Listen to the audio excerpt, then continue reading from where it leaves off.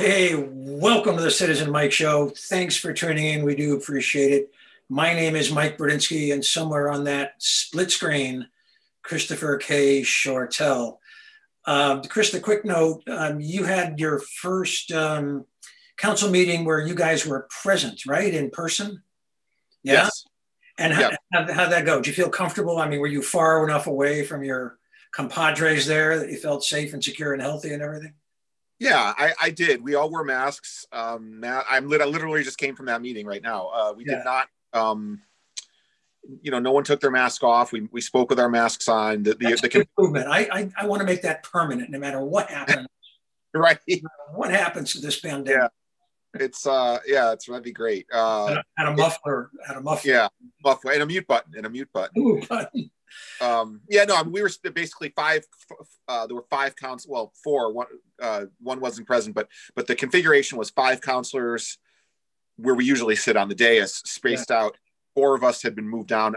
Jason Zandri and I sat where the mayor sits, and Comptroller Bose and Attorney Farrell. We sat at that desk, and the mayor and Attorney Farrell sat in the audience, and then Marone and Tata sat at these desks that were adjacent to the testimony desk, the desk where everyone testifies. So, I mean, for them, I think it was different for me, but at least I had an angle of a line of sight. I think it was a little awkward for Joe and Christina, maybe because their backs are almost to the audience. There was no one really.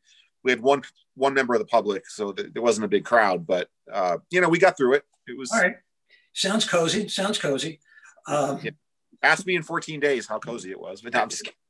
I want to catch up on some old business because we just had our first episode last week, but over the summer some things were happening or reported anyway. And one of the topics was a community pool that was reported. You guys had a tour of the pool. When I say you guys, the counselors had a tour of the pool. Right. And then there was a wrap-up article by Lauren Takaris, sort of okay, what happens now? So I'm going to throw that back at you. Okay, you had a tour of the pool. So what? What happens now? What's going to... Well, yeah, I mean... The view of it, but I want to hear from you. Yeah. I mean, the tour was, I organized the tour just to get everyone on the same page and get everyone there. So I think that was helpful. It was really hot that day. We had 8 counselors there, which was amazing. We did have there was a pool committee meeting about 2 weeks ago. So that was really the next, that was also in the paper, I believe. And so that was really the next thing. Now, what happens now? I mean, it's I think there's two things. For starters, in terms of the new pool, nothing happens now because we're not in budget, as you know, we're not in budget season. So, the tour maybe it gave a sense of false momentum, but in terms of, well, we're going to build a new pool, that's going to be a decision in the next budget, and that's going to happen next spring. So that's that. Yeah. There's another element though. Get that in, and then I'll be back to you.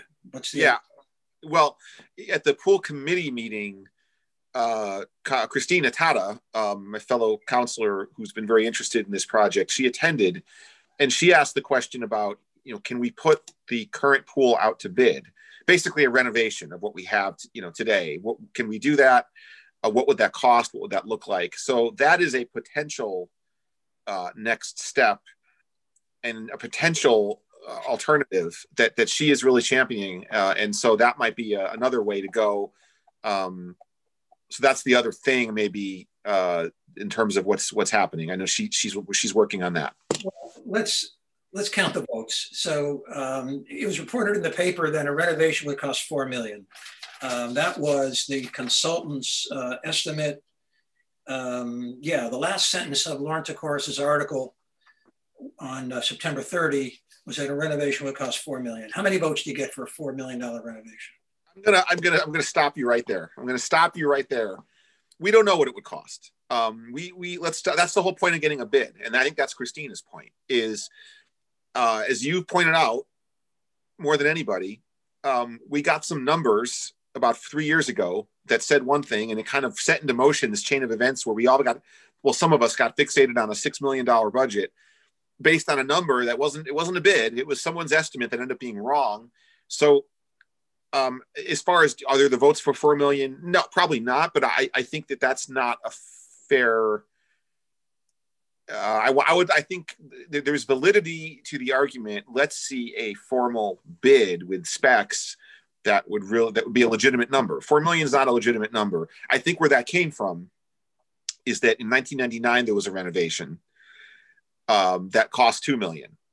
So in the course of our discussion at the pool committee, the pool guy, who's a great guy, knows his stuff, said, well, if you pay 2 million in 99 to, renovate it, it's probably going to cost 4 million now. But that's just, again, that's one person's opinion. We don't know what it would cost. So, well, what I'm trying to get is the probable, what's probably going to happen. Well, so Christina has an idea. I'm all in favor of ideas. Right. Just to send it out to bid. It's sort of on record, and it'll happen again that the consultant will come in front of the town council. He'll be asked for what do you think it's going to cost. He's already said in the paper 4 million. I mean, or you could not call him and just roll the dice. But are there 5 votes to sending it out to bid? Is the mayor going to say, well, if the bid comes in at 4 million, I'm in favor? I can't see any of this happening.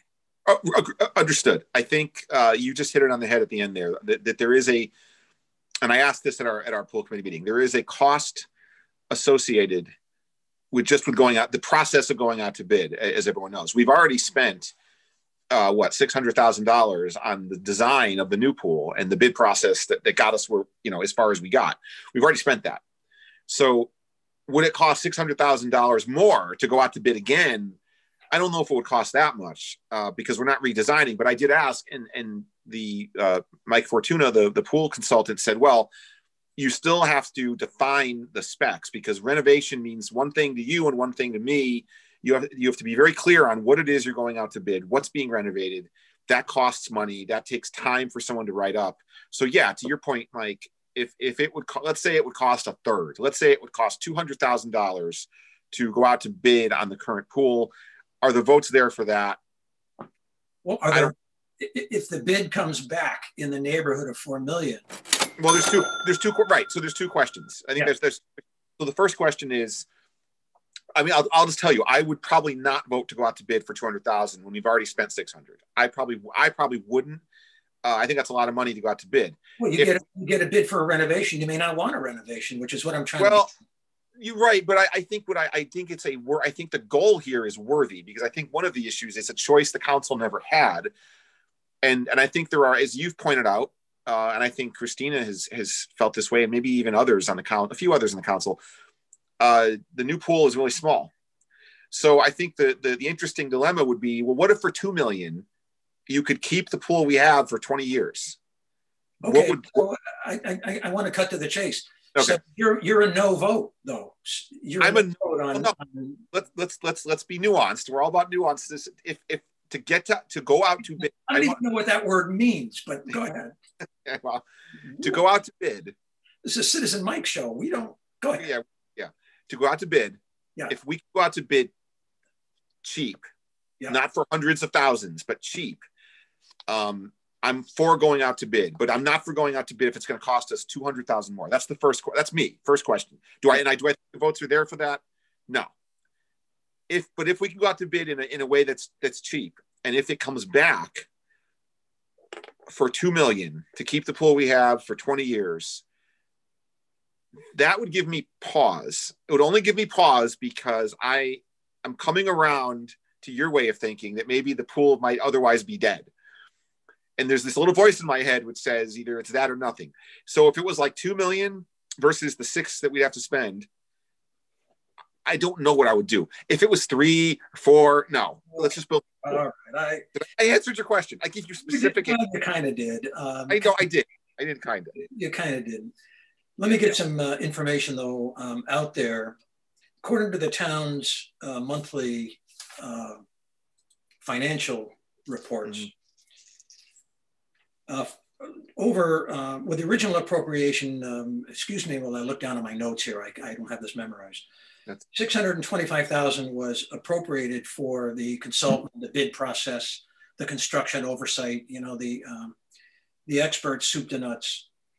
415,000 in rounded numbers has been spent to date, spent out the door, irretrievably gone. Okay. About 186,000 is encumbered, which means I believe that the Park and Rec put a hold on the money just in case it's not work done. The way I'm interpreting it, this is not work done worth 185. So I think there's and there's another available in the budget, 25,000. So I'm rounding this. There's about $200,000 probably left out of that original appropriation for the council to play around with. You would, if you wanted a price on a renovation, it would require a bid waiver because you're changing the specs of the original bid. At least that's my analysis of it. No problem. Go shoot for a bid waiver. You give a bid waiver. Whether the specs can be done for 200,000, I don't know. I'll just give you my, I think you know where I'm going. I don't, the mayor's going to come up with his budget on April 1. Mm-hmm. Operating budget for the pool is going to be in there or not in there. If there's any repairs needed to the pool, the mayor may say, I didn't put operating expenses for the summer of 2021 in there because it takes, I'm making a number up here to illustrate the point, 200,000 in repairs. I don't want to throw good money after bad, put 200,000 in an old pool that's at the end of its useful life. He doesn't put it in the budget, and you guys on the council can't muster 5 votes that the mayor will approve of to do something else. Some people may not want the pool renovated. They may want a new pool. And then if you, I don't see the mayor going for it. I don't think the time is right for him. I don't think it's a matter of money right now. He said, this past year, time isn't right. And Vinnie Cervoni agreed with him, and, Laffin agreed with him. And I just don't see a block of votes there. So I'm coming back to my original forecast is that the pool's never going to open again, and you're never going to see a new pool. And wait, let me finish. And you're not going to see a renovated pool. So go through the motions. Someone's going to have to make a motion to put a renovation out to bid. The mayor's going to say that's an administrative decision. You're going to have to come to peace with him. But somebody's going to have to do that. So get your ducks in a row now and get that script ready and the argument ready and get it going. It could be done, bear with me, next week. It could be done next week. It could be done next month. You don't have to wait to the budget when you blow another season. If anyone is serious about it, you Republicans go into caucus. You got 6 of you guys. Go into caucus and say, Christine is going to make a motion to put a renovation out to bid. Count your votes in caucus. If you got 5 votes, come on out and make the motion. Do it now. Why wait? That's my question to you. Well, first of all, your forecast is perpetually 48 and rainy. That's a whole nother story. And a chance of sausage, I know. Right. Hold on, I have to just you throw all these things out. Like coming to you with the last thing. There's like 5 things you said, and I think let me go. Okay, you're right. We could do. We don't have to wait for the budget, so that's fair point. You also made I think a fair point about what the mayor wants to do. I think it is worth noting, the mayor, when this process started a year ago or whenever it started, it started longer than that. But when the decision was made to go forward with a design for a new pool, obviously the mayor brought into that. The mayor didn't say, no, don't give me a new pool, keep what we have. He's already he came to that. He decided, he agreed, he was on board with the new pool. So that's a factor. To your point about the encumbered funds, the 186,000. So that's a great point that there's money for us to play with if we did want to go out to bid. But I want to be clear on this for the viewers.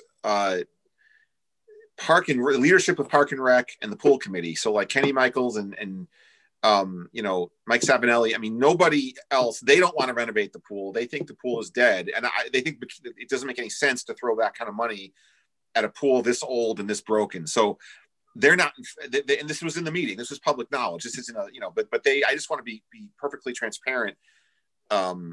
there is no willingness on, I mean, I don't see them advocating for this. If they're not going to advocate for it, I don't know why the mayor would. And I think procedurally, yeah, it does. Doesn't it have to come from, I mean, the mayor kind of, between now and April 1, the mayor kind of has to initiate this. We can vote for it. Well, it's not. You can make your wishes known at any time, which helps sets the table. Well, yeah. Helps sets the expectations, and it communicates to the public where your hearts are. Yeah. Waiting accomplishes absolutely nothing. If you have 5 votes in caucus, grab the leadership and grab the conversation and put it out there, and the mayor can do what he wants. The mayor can say, no, not doing it. That's it. Yeah. No, I think you're right. I think not to speak for Christina, but I know she has a sense of urgency on this too. Good for her. So he really does, just in talking to her and at the meeting. So I know she does. And I think this is, I know she's passionate about this, and she doesn't want to see the pool just disappear. And she's just trying to find other alternatives. All right, let's button this up. And I'm going to grab the last word, because we got to move to outdoor dining townwide, sure. Which you're hungry. So I know we got to get to that. I'm very hungry. But because the Citizen Mike crystal ball, which rarely fails, the crystal ball tells me the new pool is dead, renovation is dead, and reopening the pool is going to be just a huge disappointment because it's in ratty shape. It's time to switch your thinking, go outside the box, and say that site should be closed up and no more money put into it. Sell it, pocket park, I don't care, that's another discussion. And the money that you would have been putting into bidding or a new pool or renovated pool, start thinking about strategically located splash pads around town in locations where moms could push baby carriages to with the toddlers in tow. You don't need a lot of parking because there'd be neighborhood sites. You don't have to get pool tags and all that kind of stuff. It'd be great for the families. You need one on the west side. You need one on the east side. You got to start with at least 2. And because I'm not, I would love a right-sized brand new pool, but that ain't going to happen. So I got to go back not to plan B, but to plan C. And plan C for me is splash pads. You think about that, and let's move on, and we'll come back. After the pool vote comes up to the council for the renovation. Switching subjects, outdoor dining.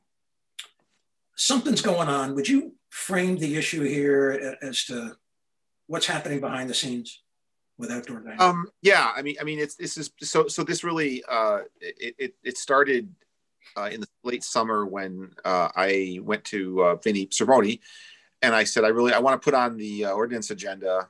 Vinny and we co-chair the ordinance committee. I basically chair it, but he technically is the co-chair, and so we talk and I run things by him. And I said, for the first step is I'd like to extend the outdoor dining, the ordinance that only governs it in the center of town. I'd like to extend that by a few months. And so we got that done. That was pretty quick.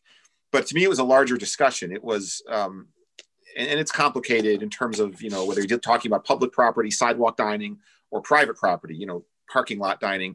But I think one of the things I started doing is with Vinny's blessing, he supported me and has been supportive. I talked to Tim Ryan and Jim Seichter, the chair of planning and zoning, and just different people, and saying, are there other things that we can do? I'm not sure if there are things in the town council's purview, but the council can be a champion. Can we do other stuff specifically for outdoor dining that would beyond COVID?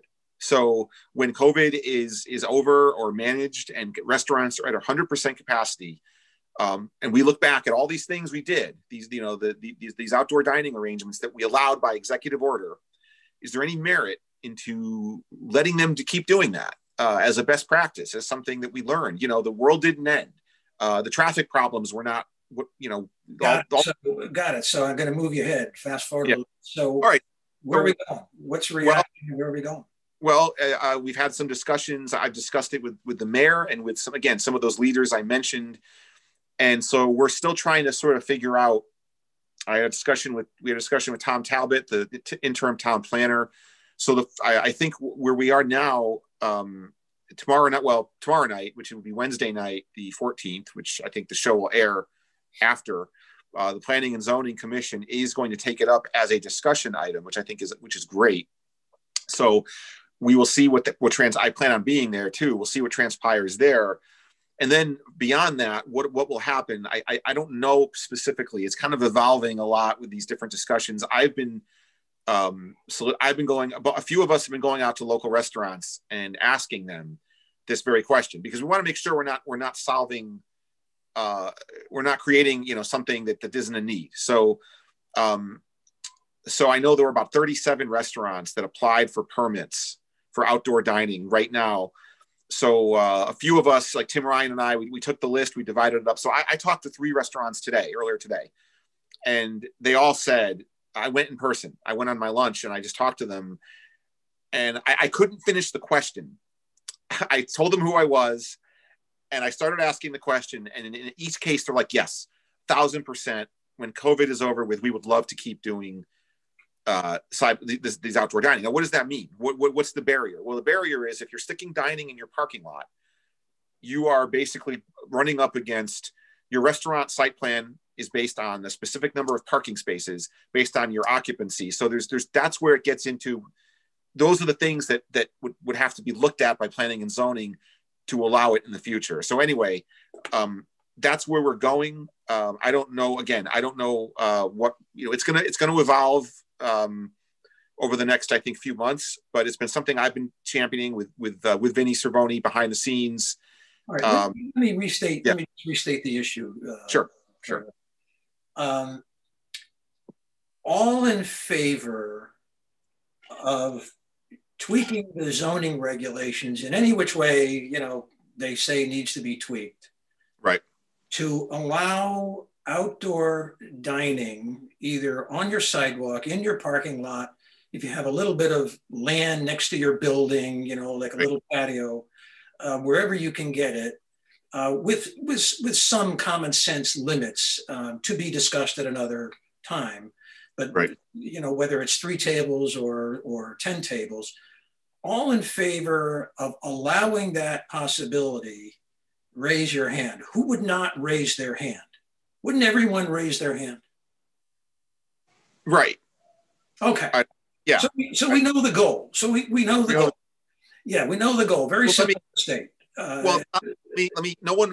I think though it gets into. I don't think anybody would say I'm against that, but I suspect, and I won't know till 24 hours from now. Yeah. I'm a council. I'm a dumb town. I'm a caveman town councilor. I'm not on planning and zoning. But you could have legitimate, intelligent objections, or not objections, but people asking with zoning, because zoning is very specific about, well, define outside dining, define this. I just know, I'm in reading in the Record Journal my whole life about these zoning disputes or zoning issues. Yeah.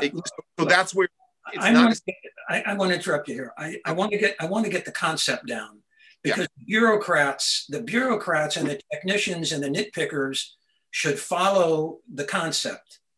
And so if we lay out the concept, do what you need to do. I mean, you define it the way you want, but we've just laid out the concept in like 30 seconds. You have a sidewalk, you have some land, you have some parking lot, right there. Right. Do what you need to do to allow outdoor parking with reasonable limits. And you know what? Come back in a month. This isn't that hard to do. Well, you've got to, I guess, follow the planning and zoning schedules. But it seems to me this could be ready by spring. I mean, I think that's the goal is absolutely, that's the goal. Okay. All right. I mean, I thought you were going to say ready by Thanksgiving.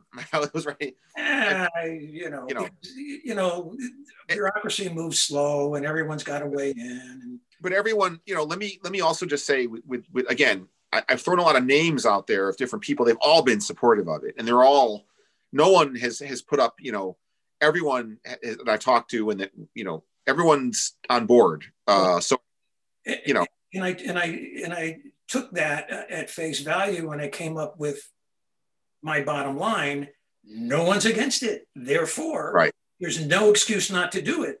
And if you're prompt and diligent and have a sense of urgency, I got a deadline, May 1. I mean, there's no reason not to. Oh, I agree with you. May 1, I completely agree with you. Yeah. All right. So we've killed that. We've killed that beast.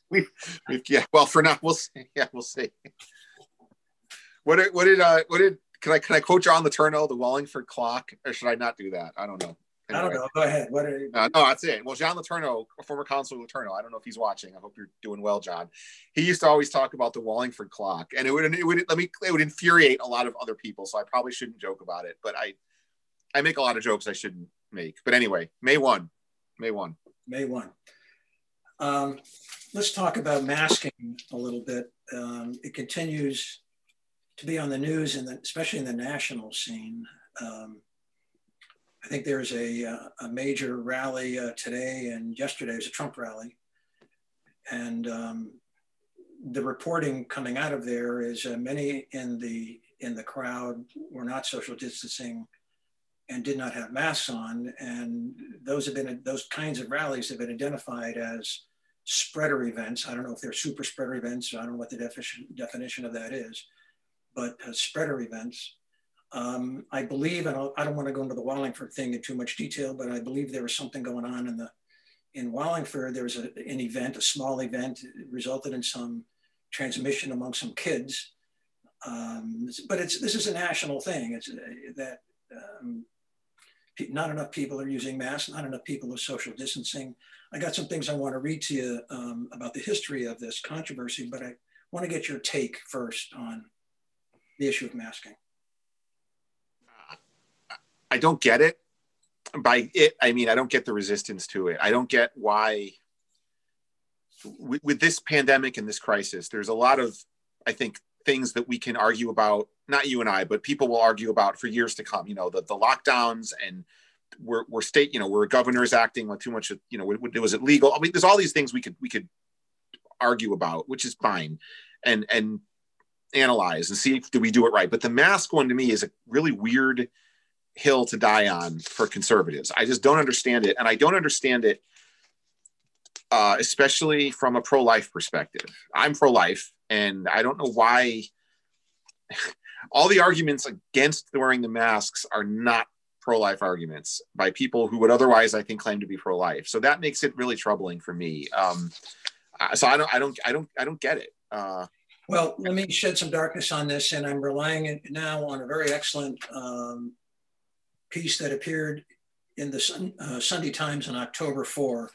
It has too much detail to relate all of it, but Let me pick up at about halfway down. This paragraph starts by late spring. It went through the history, January, February, March, April, May, but by late spring, masks had become an irredeemably partisan issue. The primary resistors were Republican men. In a poll conducted in May by the Kaiser Family Foundation, Democrats were almost twice as likely as Republicans to say they wore masks regularly. Only half of Republican men said they wore a mask most of the time that they left the house. Only 43% said Trump should wear a mask. Skipping a little bit, still, once Trump staked out an anti-mask position, much of the right-wing media took their cues from him. The mask became a fault line. In the Federalist, which is a publication respected, David Marcus argued that masks symbolized weakness. If Trump wore a mask in public, it would signal that the United States is so powerless against the invisible enemy sprung from China that even its president must cower behind a mask. At Trump rallies, people reveled in their masklessness, telling reporters that masks were useless, that the coronavirus was not even a serious threat, and that mask rules were an attempt by people in power who want to see what people will submit to, as a Trump supporter in Kansas told BBC, skipping a little bit, but there was no going back. Masklessness had become part of the Trump lifestyle brand. If you want the full MAGA experience, you wear the hat, but not the mask. I see that on social media in Wallingford. I see some posts from residents that say, by requiring masks, the government has gone too far. They're trying to tell us what to do, push us around. They're taking away our decision-making. and we're rugged individualists. We have a right to stand up for ourselves and not wear a mask. And it becomes a stance for rugged individualism, rather than, responsible social behavior. Your thoughts on my thoughts. The rugged individualism is great, but the point of the mask is so that you don't infect somebody else. That's the point of the, right? That's so that you're spittle. I spit when I talk. I've seen it. It's been embarrassing my whole life. And that's what the mask stops. And so, your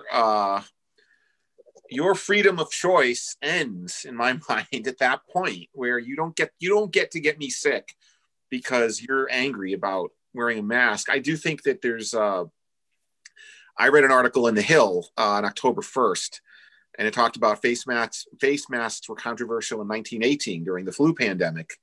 So it's interesting that history kind of repeats itself. So I think there's probably always that element with people. They don't want to be told what to do. You see it, like you said, now maybe it's the Trump supporters, but it was there back then. So I think it's just, maybe it's part of human nature to distrust the government, or I don't know. I don't know. It just doesn't, like I said, why this is the hill we're going to die on. This is the hill, the mask. Like that's where you're going to, people are going to take a stand. I don't get it. But it's wait till the vaccine. If you think the masks are wait till the vaccine.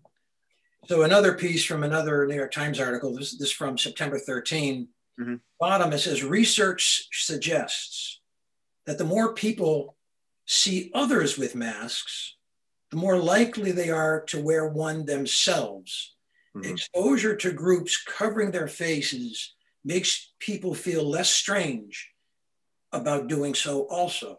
At a certain point, if everyone sports masks, they can become a new norm, but getting to this point takes time. Some people change their behavior faster than others. Research also suggests that people who are more concerned about others' well-being are more likely to put masks on now. Anyway, that's I think that's right. Yeah. All right. Change the subject. You ready? Uh-oh. No, yeah. It's an interesting little story. I mean, I wasn't even reported in the Record Journal, but I have fun with this one. This has to do with a vote the town council took over the summer. We were on hiatus, and it had to do with the process by which nonprofits get contributions from the town. I just want to give you a little background first. According to the budget, the most recent one, there's about $1,200,000 that the town gives to various nonprofits. Now, the big ones we know. The big ones are Senior Center, library, but there's some other ones that we know well. Masters Manna. Have you ever heard of the John Nurden RTC camp? It's a camp in Middlefield for special needs campers, adults, and kids. Serves the community, so we contribute, but includes a little bit for the literacy volunteers, for example. Center Street Cemetery is in there. The historic matching program, that's the Historical Society and the Historic Trust. And so on and so forth. So what was interesting to me, a few years back, the question was asked during budget season by a member of the public as to what the mayor requires from a nonprofit before he puts money in the budget for that nonprofit. Did I explain that clearly? Are you with me so far? Catch me if I. No, I'm with you. I'm with you. And so the mayor said, well, nothing really. We look at what they got last year and we see what we can afford and we put more money in. So the mayor didn't go through any sort of vetting process. The money just goes in the budget, and one might expect, not necessarily, but it would be a reasonable position for the man who manages the town finances to treat these contributions as mini grants. You want a grant? File your grant application with the town. If you want 5,000, 10,000, I mean, you know, the usual organizations that get it from the Wallingford budget. The emergency shelter is an example. Send the mayor a letter and include some financials and include why you need it, why you want it. It doesn't have to be fancy. Make it a page. These organizations should be ready to, you know, prepared and ready to do that. They want the money, put a page together, and you know, the mayor can send out some guidelines as to the kinds of things he wants covered in the letter and the kind of financials he wants. Does he do it? No. So, you know, that's part of governing that he didn't do. So it now falls to the town council. You know, it fell to the town council in the summer. As July 14, you guys took this vote up. The mayor kind of abdicated his job, has been, I should say. And now the town council said, you know, this really should be done. And so the council's going to take that on. It's in a form that I don't agree with, but at least it's a first step. So what first interests me about the story is that the council understood the mayor wasn't doing his job, but no one said that because they're too polite. And they passed this resolution taking over a job that the mayor should do. Your thoughts on what I just said? Are you ever happy? Are you ever happy? That's right. No, I'm kidding. I'm a demanding guy. You are.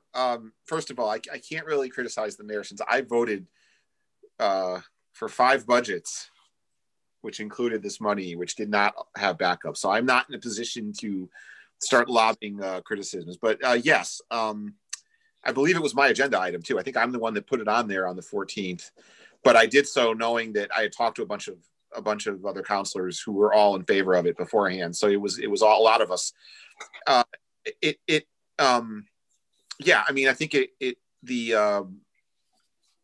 I think the example was the cemetery, I think, was the one where we didn't have it. We had nothing from a lot of these groups. Just to be clear for the viewers, we do get stuff from a lot of these different groups. You know, the senior center gives us a great. I mean, they get a lot of money. They got like 800,000, but they gave us a lot of information. They give us a lot of information.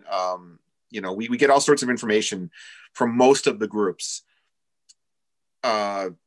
There are also sports teams. I don't think you mentioned that, but there are some sports teams kind of under the Parks and Rec umbrella that fall into this. So yeah, I mean, the cemetery, I think they got $85,000 last year. They're involved in a lawsuit, and that was the reason given that we couldn't get their budget. We hadn't seen a budget for 2 years. That was really the one, and that's one of the groups we actually reduced their increase. We gave them their I think we went from 85K to 81K or 82K. We cut them back to what they were the last year we had a budget. And that's what prompted us to finally say, look, we really need this to be a request the council makes of all. Were you targeting the cemetery with this, or was it a general? Sounds like you were targeting the cemetery. We were only targeting them because we weren't targeting anyone, but they had the most money with no backup. If that makes sense. So like, you know, Little League might get $1,200. I'm making that up, and there's no backup. I mean, I don't even remember. If you're in Little League, I'm just using this as an example.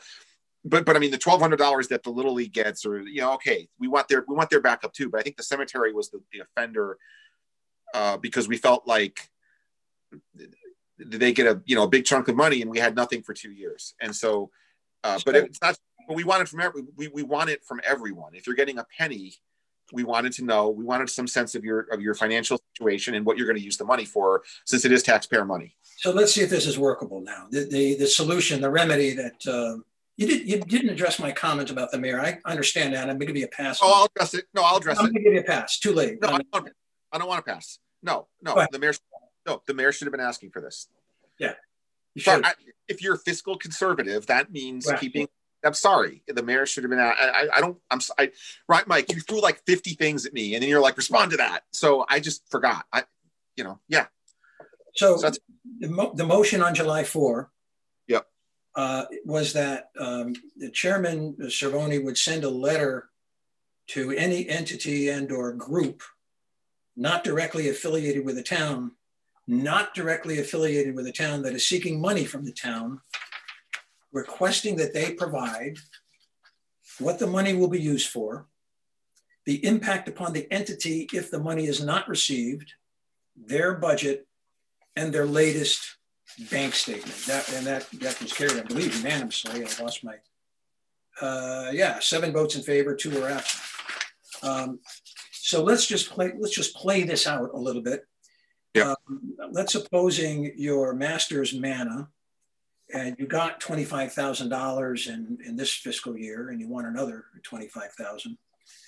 And so the request is, what are you going to use the money for? And they say operations. And you say, well, if you don't get it, what's the impact? And they say, we'll have to cut back services if we can't make up the additional revenue.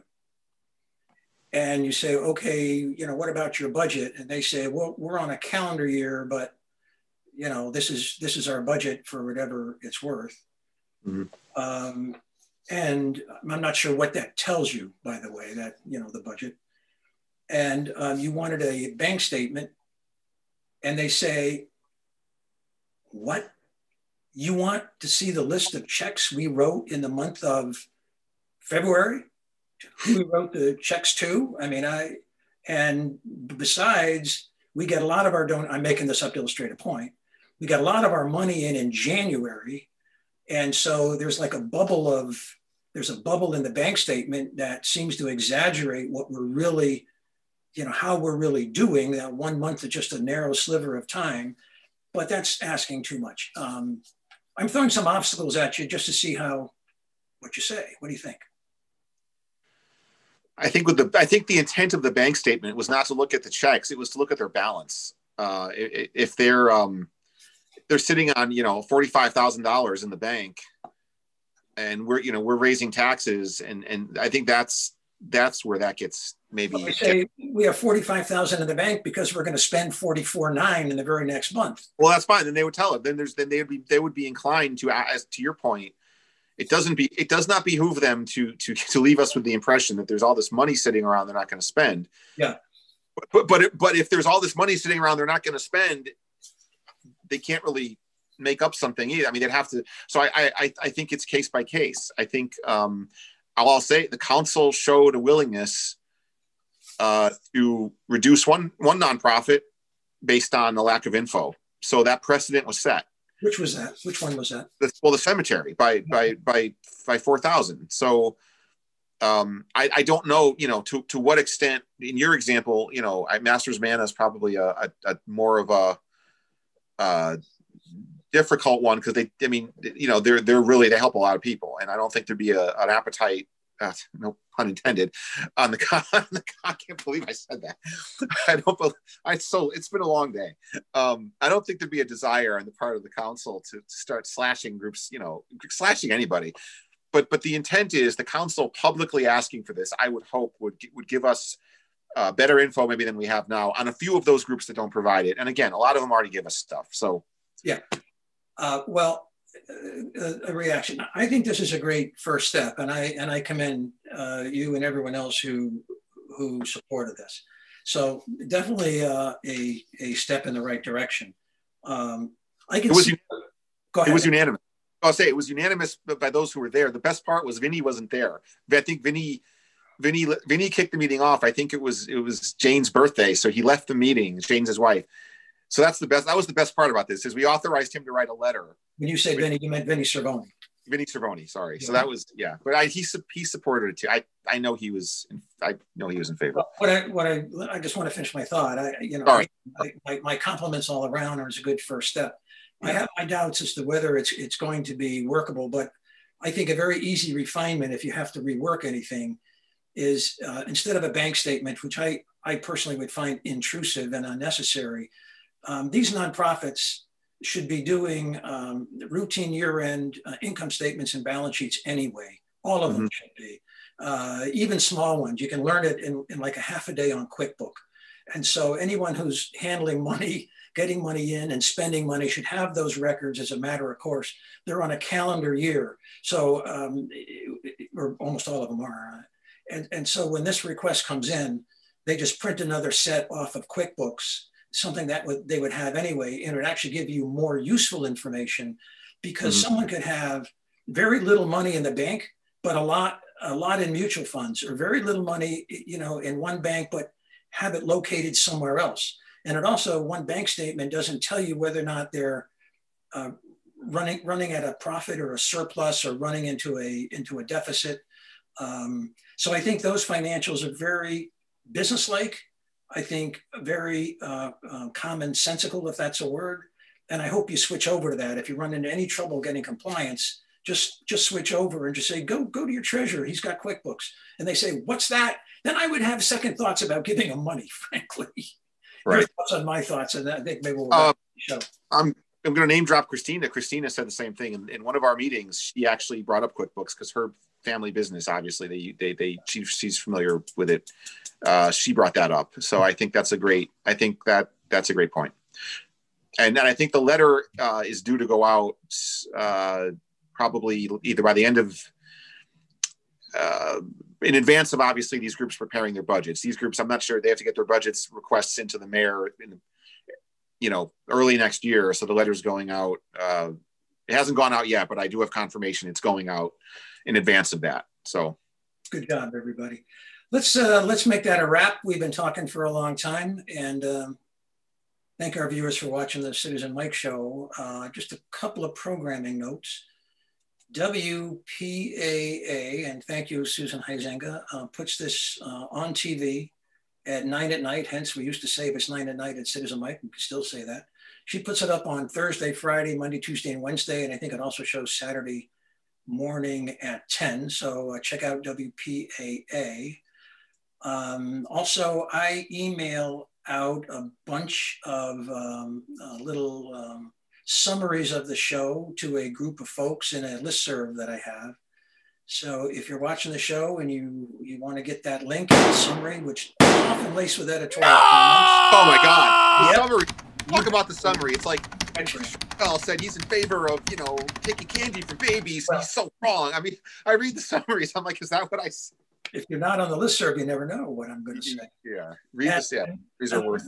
Toying with a new feature. I've done it once, and that is a more of an in-depth. It might be a 2 or 3 or even a 4-page analysis of one of the issues that we cover by request. You have to get that, request that by email. We did this for the zoning blight matter. I did that for the zoning blight. I have a 4-page analysis of that issue. I posted the notice on Facebook that if you want my analysis and assessment and editorial comments in a more lengthy version, email me. I got 4 requests in. I sent 4 out. So we're trying to build that. If you want the real gold, it's in the expanded.